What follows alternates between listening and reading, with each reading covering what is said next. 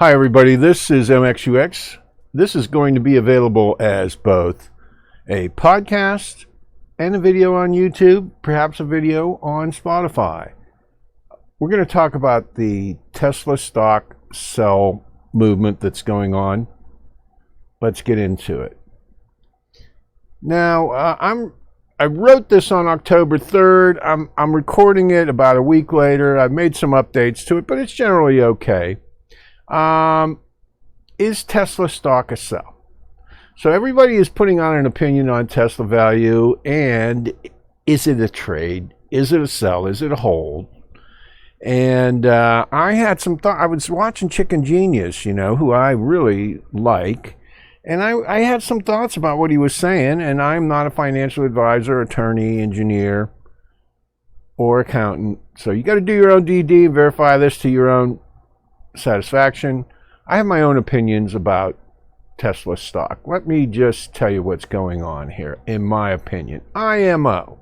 Now, let's just start by talking about the present status of Tesla. Tesla really makes the only error-free battery electric vehicle out there right now.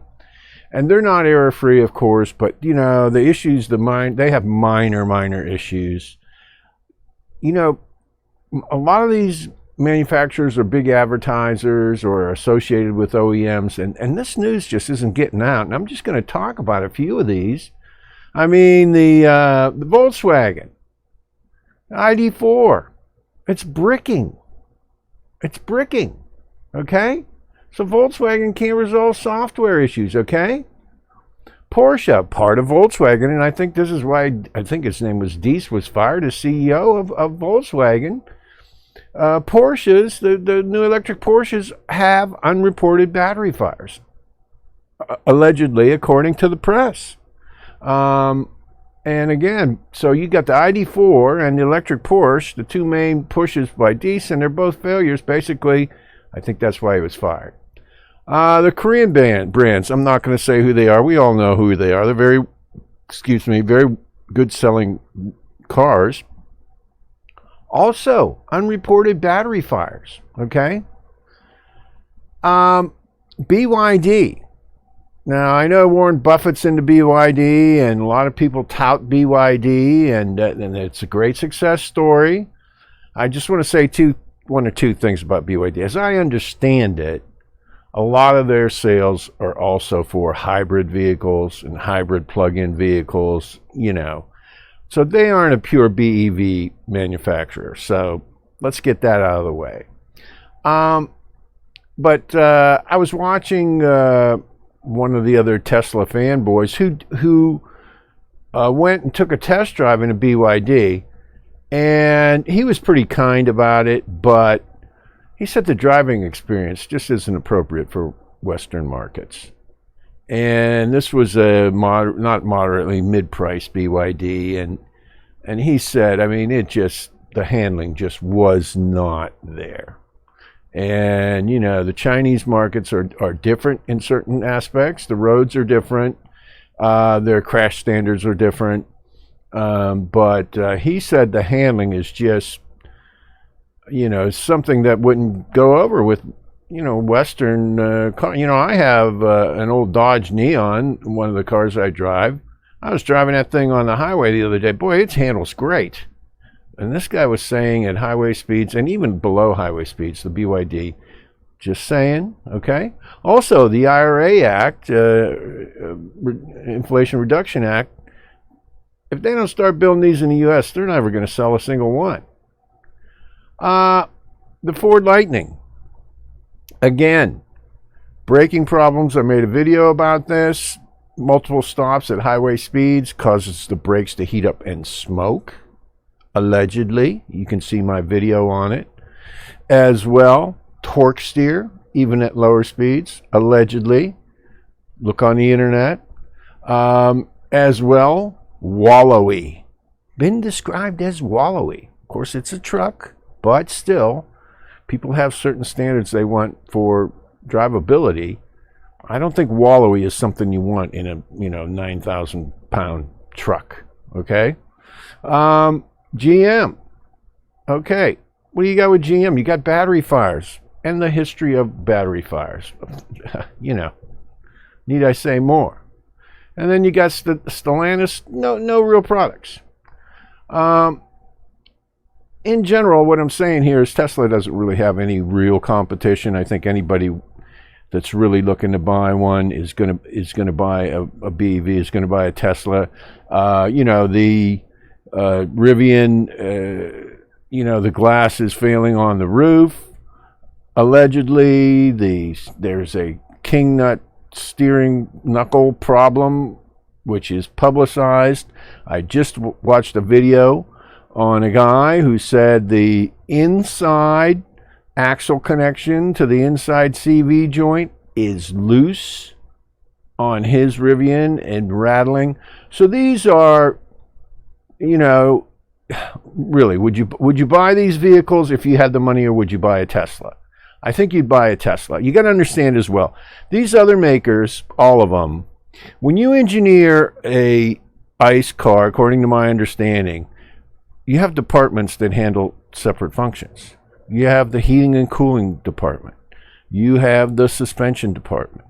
You have the motor department. You have the transmission department. You have, you know, climate control, whatever that. So in other words, the car is split up into systems.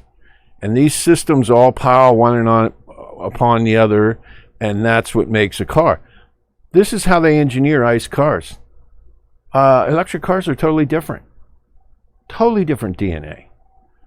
They're based on a computer model. Everything's controlled by the basic computer control system and goes out from there. So the heating and cooling is controlled from the control system. You know, the suspension, if it's got an active suspension, controlled by the center processing unit, so forth and so on and so on. Lighting, everything.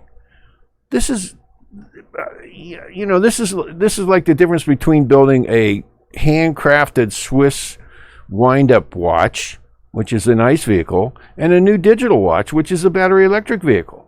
You can't get a watchsmith, you know, that's building Swiss watches and have him build digital watches. It's not going to work. So, in my opinion, that's why, you know, it's going to take years for these conventional manufacturers to catch up to Tesla. And even some of the new manufacturers aren't really catching up to Tesla. I personally don't think. I think Tesla really, if anyone has money right now, they're going to buy a Tesla. I mean, why wouldn't you? Okay, let's move forward. Sorry, new mouse. Let's see if I can do this here. Now, we've gone through that. Presently, Tesla has the only viable charging network, and public chargers are failing to perform. You know, Biden wants to put up all these public chargers. Great. Charge America or whatever all these other ones are. These things, you know, 50% of them don't work when people go to use them. I mean, you can watch the out-of-spec charging videos and so on and so forth. I mean, the public charging network isn't reliable. It varies in cost. It varies in quality, how much you can charge. It's complex. It's very hard. You know, you got to register with all these different charging networks and so forth. It's a mess. When you buy a Tesla, you have access to the Tesla charging network. This is a real charging network, a real public highway charging network, and Tesla is expanding their network, this network in urban areas. I have a video in my collection of videos on a urban charging center Tesla put in. It's not complete yet, in Santa Monica, California. This thing is busy around the clock, and it's beautiful, and it's all new, and everything works, and you know, only Teslas use it. And you know, if you live in Santa Monica, why would you buy another vehicle other than a Tesla?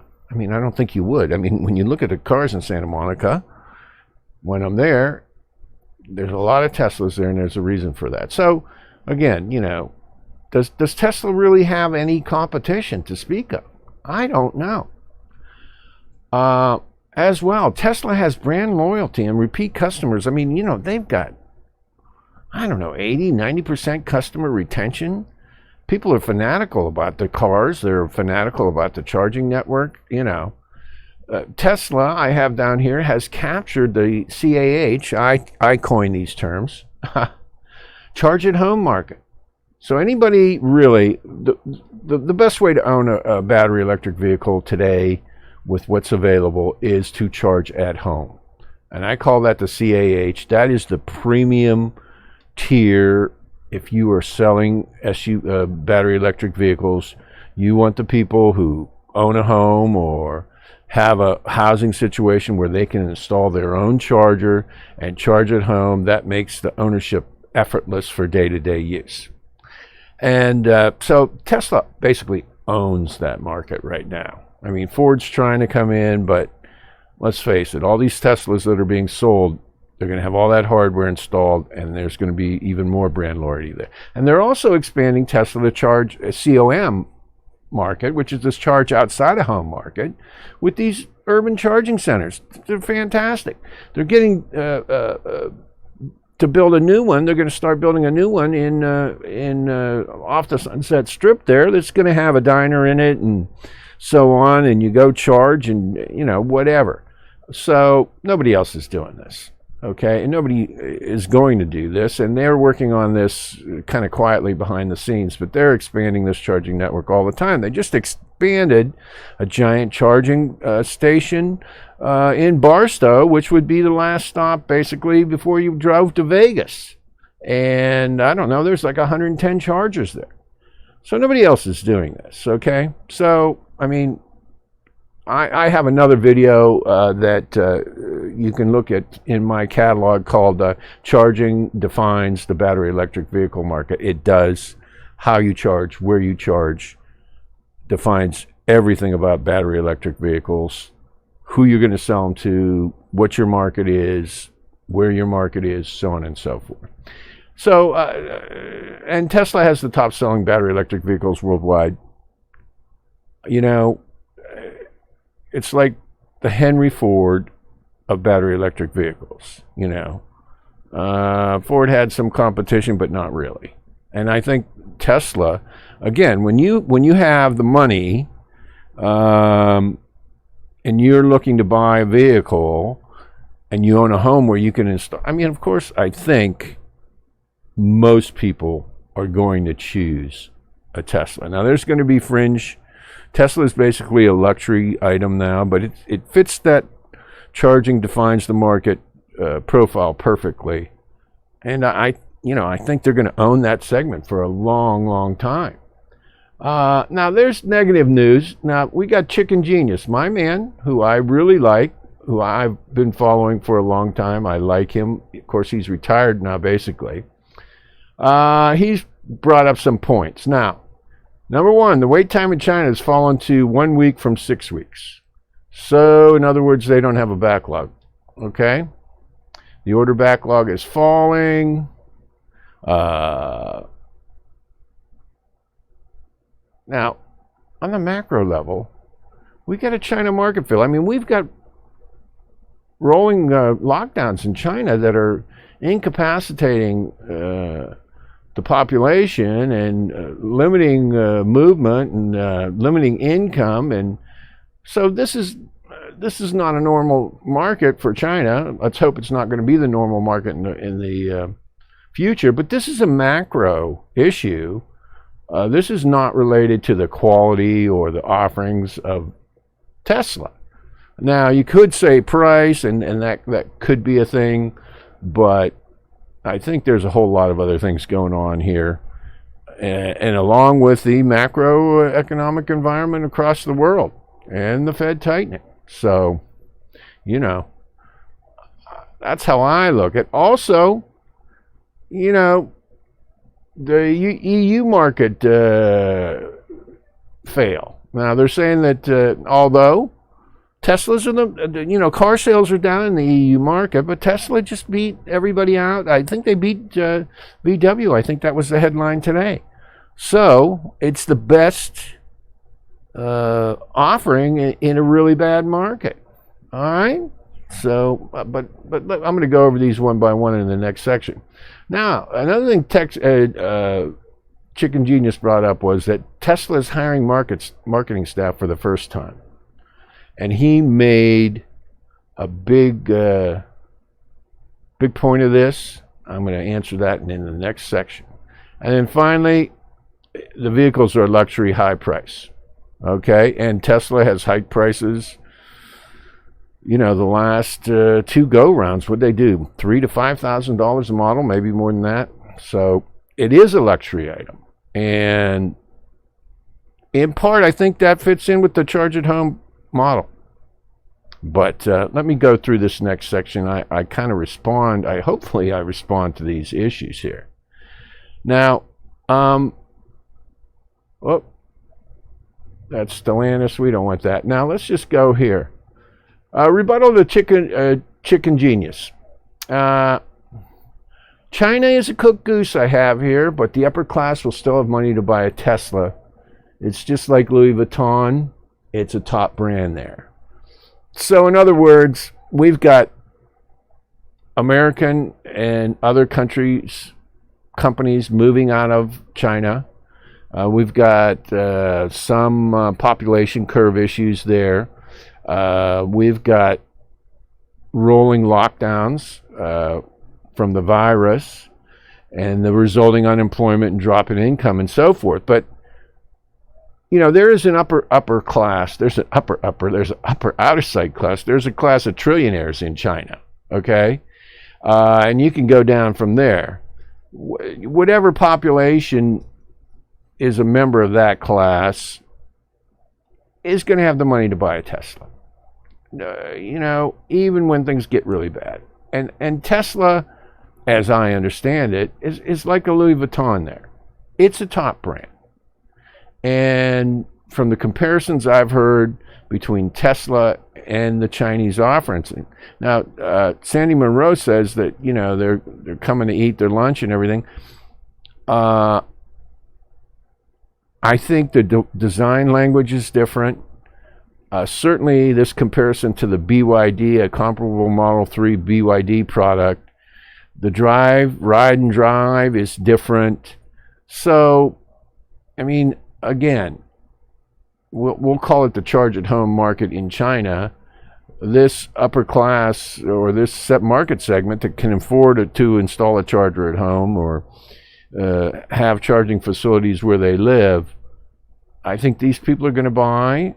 I think this is the market that Tesla has had in China, and I think they're going to continue to buy luxury brand items. It's worse for everybody, but it's less worse for Tesla than other brands. 55% of the production from China is exported. And that amount's likely to fall, I have down here, as new gigafactories come online. So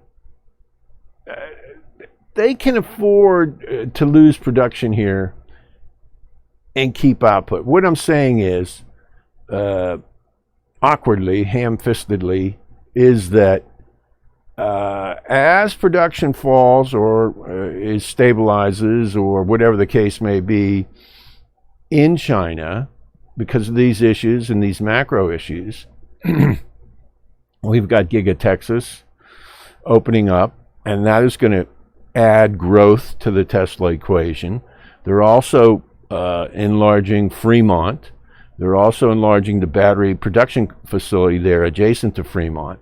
So, you know, as one side of the scale goes down, the other side of the scale goes up. So, I think if you look at the intermediate term, and, you know, they should be swinging into production in Texas pretty soon. I'm saying by next year. I don't know. There seems to be a holdup on the Tesla truck. I'm not sure if, you know, they're trying to get the new battery cell chemistry to work just right. They don't seem to have it the way they want it yet, and I think that's the real holdup. I don't think they're talking about that. And I think it has to do with the flaking of the material that the battery is composed of and so forth. I'm sure this is a problem they're going to work out. But the answer here is yes. Well, you know what? Demand may fall in China, or may I would say level off would be the more appropriate term. But then you're going to have these other factories and other products kick in that are going to restore that growth and probably even top it, you know. Sorry about that. Made the wrong move again there.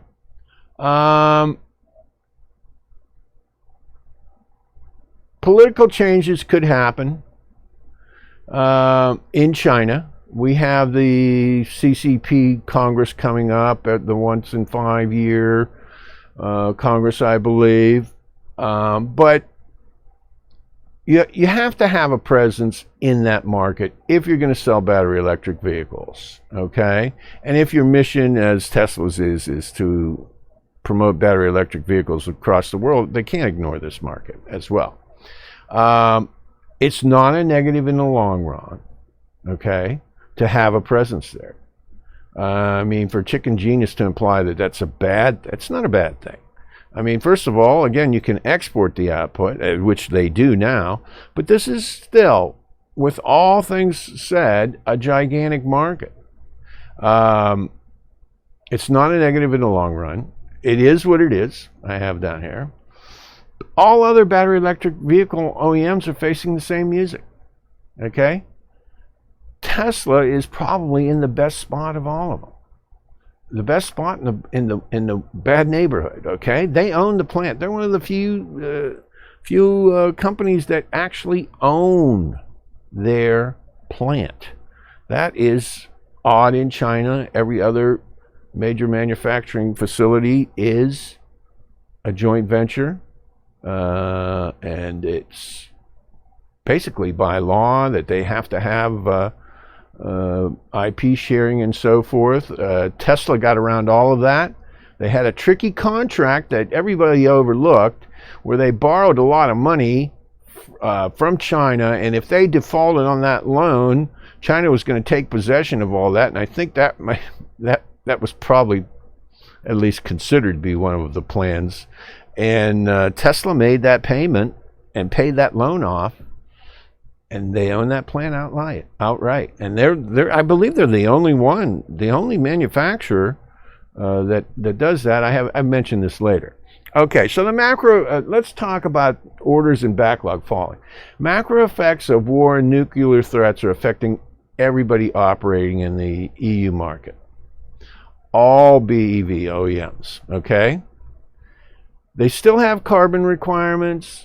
Their energy prices are going to do nothing but increase, okay? Fuel costs there. Tesla, again, is in the best spot in a worse market, okay? Certainly in a better spot than Volkswagen. They're outselling Volkswagen in the EU. The ID4s, as I said earlier, are bricking. Of course, if you have the ability to charge at home, you have the money to purchase a car, and you're going to look at a battery vehicle, I don't think you're going to buy anything but a Tesla in the EU. We can expect a fall in orders under the USA Fed actions affecting global income and GDP. Okay? So, again, this is a macro. You know, this is like the tide going out. It affects everybody. And I think, Tesla's in the best spot of all these other BEV players to weather this and to come out on top. And I have down here, the Fed is affecting global income and global GDP. And this is the U.S. Fed, because everything's traded in dollars, right? This could all reverse quickly, very quickly, with the Fed stopping rate hikes, or even moderating rate hikes, to go from 7.5 to 5.0 or 2.5. That might be enough. Yeah, all the OEMs are in this same boat. Okay, and again, I think of all the battery electric vehicle manufacturers, Tesla is in the best position of all of them. So, I mean, if you want to abandon this growth market, I mean, that's one issue, but I don't know. I mean, Tesla is obviously the leader in this market. Now, one other thing that Chicken Genius mentioned was that Tesla is hiring marketing staff for the first time ever. Now, true, they could be marketing to increase sales, although they've said they don't need to do that. I don't think it would hurt. But, like I have down here, Apple never they had the Apple 1984 ad, which was legendary. I'm sure Tesla could throw something like that out on the Super Bowl. It would be massive. Okay? But there's a secondary reason to get into marketing and advertising. To get the media on Tesla's side.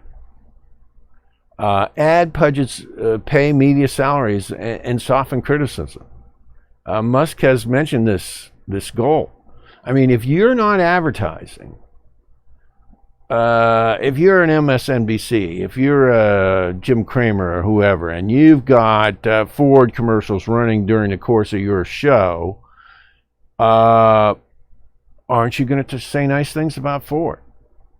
And if you're looking to criticize somebody in the BEV market, who are you going to criticize? Well, somebody that isn't paying you money to advertise on your channel, because you're not going to lose anything by criticizing them.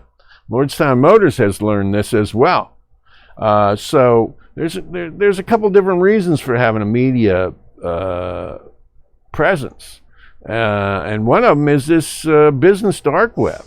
And it's like backsheesh. It's like blackmail. You better have a marketing budget if you want to get this horrible press on your side, the horrible incompetent press. Now I have down here, Chicken Genius said it's a luxury item at a high price during a recession. And Tesla has been raising prices dramatically with the order backlog they have had up until now. And I have down here, it seems, in my opinion, regional. Okay, the China market may require a lower price or a lower cost option. I think they're doing that with the LPF iron batteries, and I think those are going to be spread wider throughout their distribution. The EU and USA are good for now. Are they good for now? I think they are. Like I said, I do believe the EU, Tesla has beat out Volkswagen now, and I'm pretty much certain that by a long shot, Tesla is the number one in the US BEV market. There's demand for BEVs. I mean, it's even moving faster. The adoption rate is even moving faster than it's an increasing rate of change, okay? Now, it's faster than they predicted. And these fuel prices are going to do nothing but go up. When the tundra freezes, the oil output of the Russians this winter, because the support of American oil companies has pulled out, this is going to take even more oil off the market, and fuel prices are going to skyrocket. Certainly individuals who can afford to switch over to BEVs are going to do it, especially in the EU and the USA. I think fleets, and I'm a proponent of Lordstown Motors, I think fleets are going to be looking to dive into battery electric vehicles. They have been for a long time, but especially with these fuel prices. Any way you slice it, Tesla is still the best product with the best price. And if you consider the charging network and what you get for your money. And by that I mean lack of problems. Those in the market with the cash to buy a new car will choose the brand.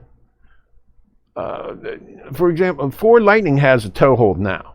But as soon as the Cybertruck is launched, this is going to be a massive boost to Tesla.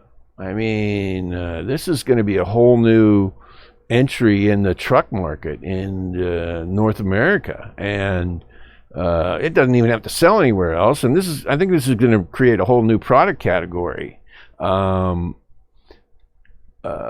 Anyway, people are overlooking that. I believe the Cybertruck, I don't know.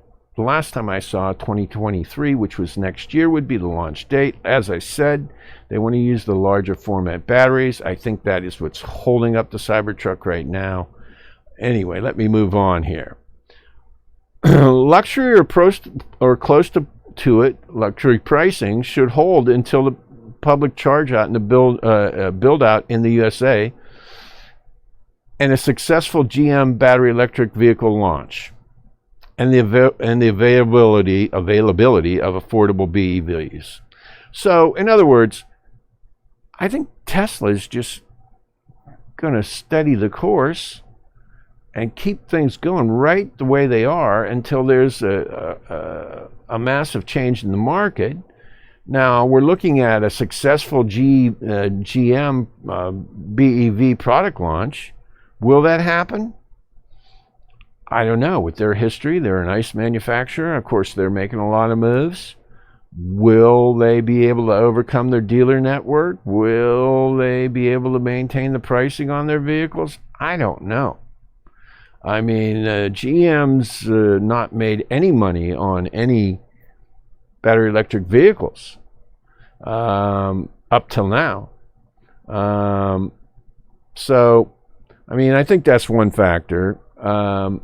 And I have down here also the build out in the USA charging network, which is going to take a number of years as a competition to the Tesla charging market, which is going to be opened up to other parties, but I don't think that many people are going to take advantage of that because there's going to be too many Teslas there. You know, Tesla's just got a lock on the market. And the first pricing I did on this, price evaluation I did on this, I looked at a lot of factors and I said, you know, Tesla's just running away with the market. They're the first. They're the best. They've captured this charge at home market. I believe my prediction was 4 million cars a year. I mean, they're looking at some very big numbers once these macro issues get out of the way. Anyway, so GM, and you know, if GM launches an affordable line of BEVs that's going to be comparable to the Model 3, Model Y, that's going to be $10,000 less, these and so forth. So until this happens, you know, I think Tesla's going to maintain its lead. Now, I have mentioned this in my other videos, and by the way, I am bullish on Tesla, but in a caveat to Chicken Genius here, I just want to say, and I've been saying it all along, I think the Foxconn / Lordstown Motors conglomerate, which you can own by owning RIDE stock, is a hedge to a Tesla price fluctuation. In other words, Lordstown Motors is NASDAQ traded. They're entering the fleet market with a battery electric fleet vehicle, which is perfectly timed in a major demand cycle. The fleet market is end of life. They are begging for electric vehicles. So if you wanted to hedge Tesla, I've said it before, I'm not a financial advisor, but I think RIDE stock is a very good hedge against a fall in Tesla stock. Anyway, talking about GM, I don't see GM emerging victorious as likely. You know, they're going to face the same problems Ford is trying to solve, and their products are going to skew to the highest price point, just as Ford has. I mean, you can't even buy a Ford Pro. I don't even think fleet people can buy a Ford Pro, which is their $40,000 model, which isn't $40,000 anymore. They're upselling everybody else. I mean, this same thing. I mean, it's in the DNA of General Motors as well. And you know, they're just not going to be profitable on lower cost models. So I don't see them as being a threat. And again, I mentioned the different types of engineering DNA that these OEMs just don't have. They're Swiss watchmakers. They're making a vehicle with 1,000 moving parts. They're moving up into a solid state vehicle. like moving from a Swiss watch to a digital watch. Now, Lordstown Motors doesn't have this baggage. They've been digital all the way. Again, I think that's why they're a good hedge. But the point is, I don't see a major challenge in my mind from either the Chinese or any other OEM or any other battery manufacturer, BEV manufacturer, for a while against Tesla. I mean, they're gonna maintain their lead, I believe, in the cream of the market, that charge at home market. So is Tesla a hold, a buy, or a sell? And I never make stock recommendations, but I'm just going to give you my 2 cents. Since everybody's talking about this, I figured I might as well too. I'm not a financial advisor. Do your own DD. Don't listen to me. I'm not an accountant, not a financial advisor, not an engineer, not a lawyer.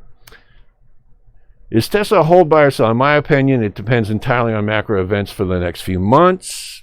Okay? We've got interest rates. Personally, I think the Fed is going to pivot on rate increases in Q1 of 23. I'm not certain about that, but I have a 52% probability, which for me is like 100%. This would change the economy to a positive trend. On the hostilities in Europe, at this point in time, it appears as though the West is prevailing in the conflict zone and holding as an alliance against the nuclear threats there. All Western parties do not want this conflict to spread, and they will pull out all stops to ensure that this conflict does not spread. You can see by the support they're giving Ukraine, or escalate to a nuclear response. So, in other words, if there is if the so-called battlefield nukes are used, they do not want to escalate with another nuclear response. They have stated they will respond conventionally if this should happen. So, you know, the momentum here is on the side of the Western Alliance, it would seem. At this time, in my opinion, there's a 51% probability that Western forces will prevail in any of these propositions. And I think that's conventional, and I think right now the probability is that they're going to be able to hamper or tamp down this nuclear threat. And this would be bullish for Tesla as well. And they say by the spring that the Ukraine will have taken back the territory. I don't know if that's true. I'm not a military analyst. This would all be bullish, I believe, for the markets there and for Tesla operating in those markets. Escalation of nukes would be end of time stuff. I mean, if there's an escalation, and you know, they talk about battlefield nukes, and there are battlefield nukes that are fired from howitzers or, you know, relatively small yield. And I saw one battle plan with 25 different strikes in Poland, you know, every major city to put a radiation zone there to stop incoming armies and all this stuff. The thing is, there's battlefield nukes that are on cruise missiles or similar type things that are the size of the Hiroshima bomb and the Nagasaki bomb. So it's difficult to understand how that could happen. It could, but if it does, you know what? I'm going to say a prayer, say a Hail Mary, say whatever prayer you say, that it doesn't happen. But if it does, you know, it's going to be end of time stuff, and everybody's going to be affected. So, you know, I mean, it's not going to make much difference what Tesla's selling price is at that point. And I don't think it's going to get to that point. The new Tesla IA and robot tech and self-driving, I excluded these factors. They're not going to be launched until after Q1 23. I don't think they're going to play any role in these sales estimates right now. Long term, very bullish on Tesla. You know, they are a think tank that's developing all kind of new technology, and technology is what changes man, and innovation spurs markets and creates wealth and all that business. I personally think that you know, they're talking about the robots in factories. I have this crazy notion that Tesla, you know, he wants to go to Mars. He wants the big space shot to go to Mars, and SpaceX and so forth. You know, call me crazy, but I have a feeling that what he's planning on doing is putting a factory in orbit and using his starships to shuttle back and forth. And I believe that factory is going to be manned by his robots. And, you know, there are so many things you can manufacture in orbit that you cannot manufacture on Earth. And there are drugs whose manufacturing process is hampered by gravity on Earth, which and CRISPR technology and DNA technology, which is not affected in space. There's also metals that can be made in space, these crystalline, atomically aligned, I don't know if they're atomically aligned, but these crystalline metals. I mean, there's all kind of stuff you can make in space. What is it, 100 miles up or whatever, that you can't make on Earth. And it seems to me like Tesla is building a big semi-truck to haul things back and forth from space, and they're talking about a space station and zero. I mean, I cannot believe that Tesla's not thinking about this. But I think this is all very, very bullish for Tesla. But again, this wasn't included in any of this or my previous analysis. And you can see my previous analysis. I'll try to put a link in the description on this to these videos I've mentioned about Tesla. So, again, not a financial advisor. Do not take my financial advice. Do your own DD. You know, personally, I find that everybody's wrong about everything all the time. You got to prove it for yourself. But I'm just going to say here, in my opinion, Tesla is a hold depending on your share acquisition price. If you are in at or below $100 post-split, so in other words, if your cost post-split is at $100 or less, I think you should hold. I did a forecast a while back, Tesla sales. My guess, they would reach 4 million units annually. I forget the time frame, but it's not that far away. Tesla has a lock on the market. That is the video right there. The stock price at that level was pre-split was $2,600 a share. That is a post-split price of for one share of $520 a share. So that's basically my forecast for Tesla. And I worked out, and that results in a reasonable PE and everything. Do your own DD, please. Don't listen to me. So Tesla, when I wrote this, is at 249. I think it's at 220 now. So the fair value, I think, for Tesla is about $500 a share after this split. And I think, and again, it depends. I mean, if you got in and you paid, you know, $250 a share, and you're down, you know, hey, you know what? You make your own decision. But if you're in there and after post-split and you're at post-split and your cost, average share cost is $100 or less, I think it's worth the hold versus timing the market. I think timing Tesla is a high-risk gamble because the volatility is so fast on Tesla. And I don't know how you trade, but you know what I mean. I mean, if you're watching every second of every day, maybe you're going to be able to handle this, or you put the right sell or buy orders in and you don't get locked out and timed out by other big players. But let's say you sell and you plan on getting back in, blah, blah, blah, and there's a big jump in the price. In my opinion, you could get locked out. of Tesla stock, and if there's a massive upside run. But I'm not a financial advisor. So that's my 2 cents on that. Do your own DD, verify the information to your own satisfaction. That's actually a pretty conservative position, I think. Again, don't ask me. I mean, I have my own idea on how things work, and I don't know if it's right or not. You have to decide for yourself. And this is just a reboot of some stuff I said earlier. The natural gas and electric prices in Europe and elsewhere, every OEM is facing that. Every competitor is facing that. So it's moot. China political risk, regime change. Tesla owns the factory independently.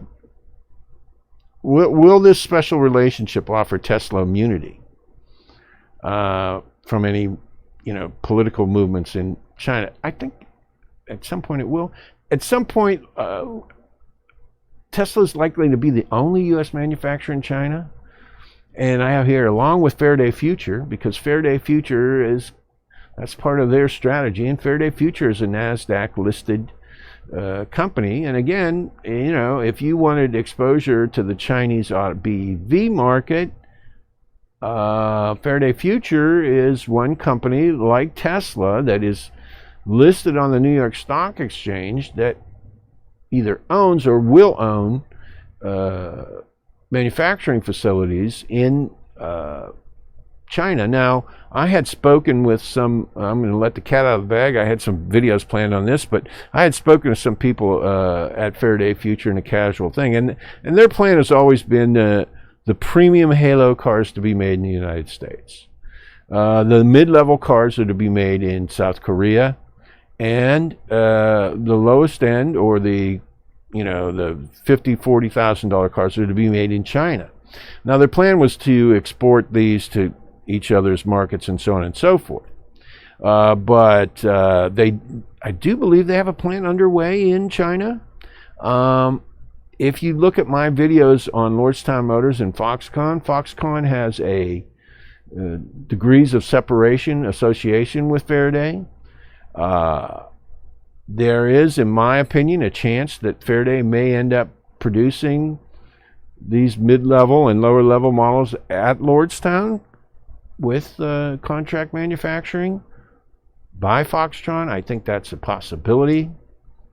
Anyway, getting back to it, Musk is on just probably on the best terms with China of any American CEO, and he seems to be making sure of that with that recent tweet on Taiwan policy. So I don't know. I mean, I've always thought that China was the weak link for Tesla, but Musk seems to manage that relationship, and he may be special, and that may be special, and that may be part of his secret sauce. Macro issue affects all OEMs, Chinese and other. Will Tesla Elon prevail?